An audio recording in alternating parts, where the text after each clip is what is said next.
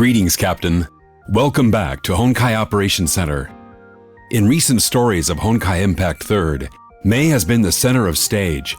She returned to the city of Nagazora, regained her Herrscher powers, and once again became the Queen of Thunder.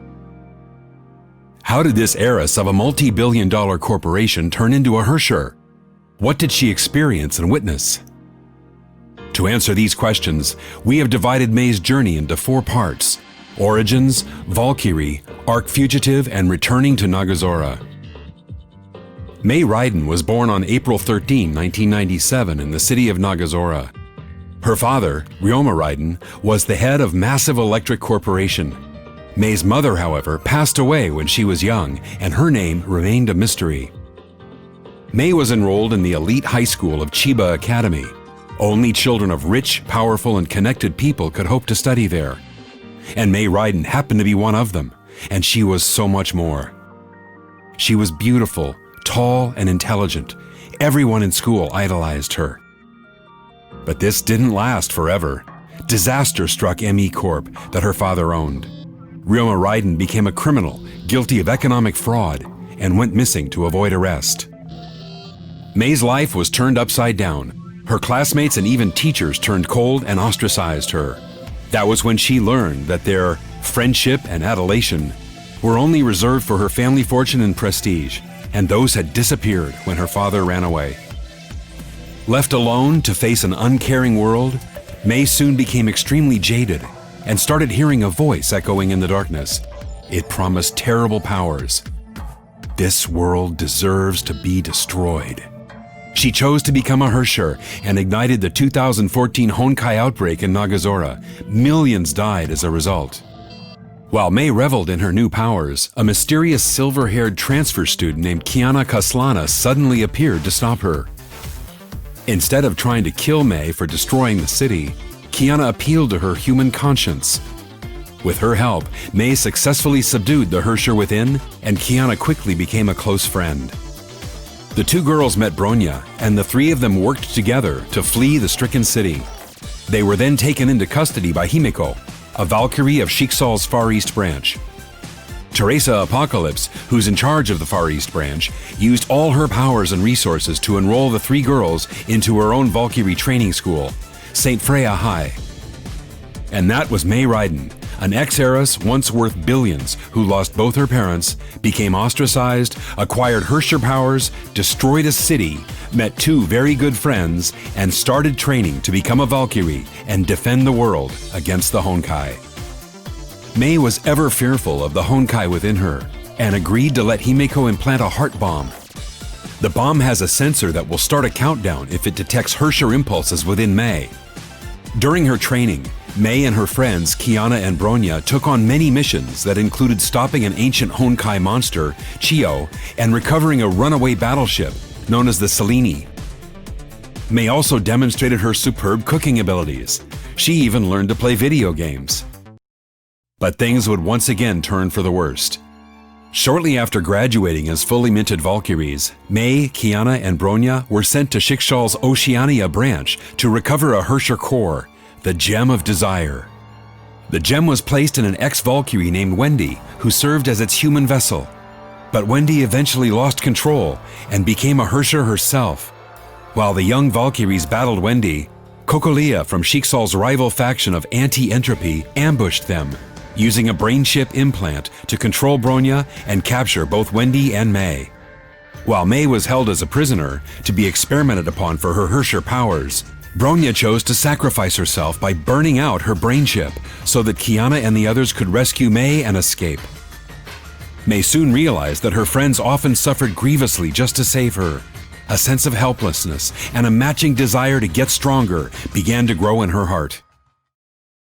That wasn't the end of the bad news. As Teresa and the Far East branch worked around the clock to wake Bronya from her coma, Shiksal overseer Otto Apocalypse suddenly abducted Kiana and took her to his secret headquarters.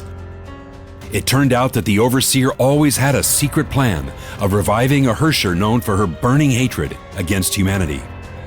Mei, once hopeful that she could protect the world as a Valkyrie, realized that she simply wasn't strong enough. Bronya went into a coma to save her, Kiana was kidnapped, and her ultimate superior, Auto Apocalypse, turned out to be a scheming supervillain who would soon unleash a terrible Honkai disaster upon the entire planet. Once again, Mei's life entered another pivotal moment. Kiana was revealed to be an artificial clone designed by Auto that served one purpose only: to serve as a vessel to Sirin, the second Herrscher who was defeated in the year 2000. To rescue Kiana and stop the impending Honkai eruption, Teresa of the Far East branch rebelled against Overseer Auto. Mei also became part of the alliance forged by Teresa and Anti-Entropy. And together they fought their way into the headquarters of Chixal itself. While battle raged, Sirin began to stir in her slumber. The second Herrscher gradually assumed control over Kiana's body and summoned a horde of Honkai beasts. To help clear the way to the possessed Kiana, Teresa decided to remove the heart bomb from Mei. Mei was grateful for Teresa's trust. Armed with the power of the Herrscher within, she easily defeated numerous enemies. But all her struggles were in vain. When the rebels stepped into the heart of Chixal, Sirin's persona had already succeeded in fully possessing Kiana. A terrible battle followed. Sirin tore away the Gem of Conquest from Mei's body and acquired even greater powers. The brutal removal of the Herrscher core also took Mei out of the fight. Just when all hope was lost, Himeko entered into the fray and bravely fought Sirin. Her selfless fight gave everyone the time they needed to escape. Teresa and the exhausted rebels withdrew from Chixal. They failed to stop Auto and Sirin and became fugitives on the run. The Battle of Chixal was yet another blow in Mei's life. She couldn't save her best friend. Sirin even took Mei's core, gaining greater powers to wreak havoc on the entire planet. And in the face of such an enemy, Mei's only option was to flee. Having been on the run for 4 months, Teresa came across witness reports of Kiana at Arc City, located in Shenzhou. Teresa, Bronya, and Mei tried contacting an intel dealer named Grey Serpent. Instead, they came across the Ningyo, a cyborg girl who might know Kiana's whereabouts. But Chixal's agent Rita suddenly appeared and defeated the 3 fugitives. They were forced to retreat with the Ningyo. The bad news was that the Ningyo no longer had any useful data after being formatted by Rita. Mei, who felt she had been performing poorly in battle, asked Dr. Tesla to make her an augmented battlesuit to work better with her residual Herrscher powers. Meanwhile, the fugitives also decided to split their forces in 2. Teresa would respond to Kokolia's request and head to the Deep, located in the Pacific, to retrieve the Gem of Desire. Mei and Tesla would return to AE headquarters with the Helios to repair the Ningyo for data salvaging and locate Kiana's whereabouts. While Mei and Tesla worked on the Ningyo, the cyborg suddenly conveyed a message from Rita. Rita revealed that Kiana was indeed in Arc City to investigate a mysterious serpent-backed company. Kiana even agreed to form a temporary alliance with Rita. But Rita soon walked into a world serpent trap and lost her S-rank Valkyrie powers. Kiana was also captured by the world serpent. With little options left, Rita thus decided to call Mei for support. Though suspicious of Rita, Mei would not give up any chance of reuniting with Kiana and went back to Arc City eventually. Mei was also surprised that Rita did not lie and even tried working with her. Mei did get what she wanted, reuniting with Kiana. She asked her friend to return to the Hyperion. However, Kiana chose to stay in Arc to stop the World Serpent from creating an artificial Honkai eruption in the city. A World Serpent mercenary named Raven tried to stop Kiana, and the 2 girls fought her off, only to realize that Raven succeeded in delaying them. A wounded Mei could only see her friend tapping into the Forbidden Void powers to send the detonating Honkai reactor away from the city and save millions of people. Kiana passed out from overexerting herself and fell. Her deadly descent was stopped by a tree that sprouted from a lance. Mei rushed forward to save her friend, only to find out that Durandal, the most powerful S-rank Valkyrie of Chixal, had arrived first. And this Valkyrie was ordered to take Kiana away. No matter how hard Mei fought, she couldn't stop Durandal.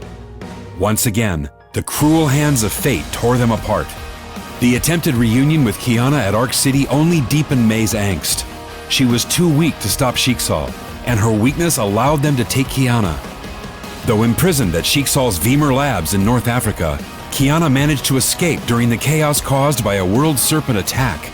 She used her void powers again and teleported herself to Nagazora, the place where she first met May.